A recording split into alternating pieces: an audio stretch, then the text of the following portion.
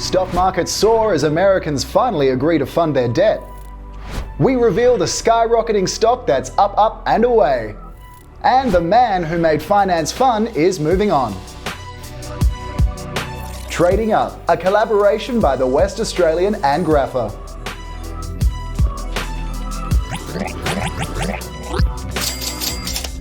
Stock markets around the world took off today on news the Americans have struck a deal to fund their government's multi-trillion-dollar debt. US President Biden and his Republican adversaries have been squabbling for weeks about raising the debt limit to fund key government programs. Stock markets around the world are rallying on the news, with the ASX up 0.87%. Now, why was the debt ceiling a problem? Well, the US government risked not being able to pay its bills if a deal couldn't be reached to borrow more money. This would have caused financial markets to freeze up and potentially plunge us into another global financial crisis. Thankfully, President Biden got Republicans to agree to raise his government's $39 trillion, yes, trillion dollar overdraft to avert the crisis. And more good news from overseas today. A deal to reduce Chinese tariffs on Aussie exports is getting closer. Australia's Trade Minister Don Farrell said that talks with his opposite number in Beijing were going really well. One commodity hoping for a reprieve is Aussie barley, which may be the first cab off the ranks if the deal goes through. Australia used to make more than $1 billion a year from barley exports before it got slugged with an 80% import tax. And heads still continue to roll at PricewaterhouseCoopers following their tax advice scandal. A Perth partner of the firm may just be their white knight or sacrificial lamb. Justin Carroll has quietly taken up the chairmanship of the firm and is tasked with steadying the PwC ship. In the meantime, a prominent WA businessperson said PwC has blundered by letting the scandal slow burn. It's believed as many as 50 partners may have been involved in giving tax avoidance advice to high net worth clients.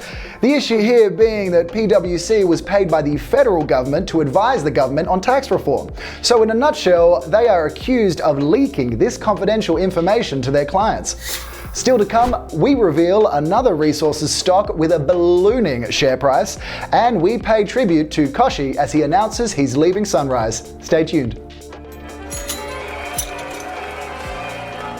ASX-listed oil and gas company Beach Energy is jumping into bed with the Belgians to compete for a license to develop wind projects off Victoria. European renewable energy firm Parkwind will take 75% of the new entity, with Beach owning the rest. The joint venture will compete with heavyweights such as Shell, Origin Energy, and Spain's Blue Float for the coveted licenses.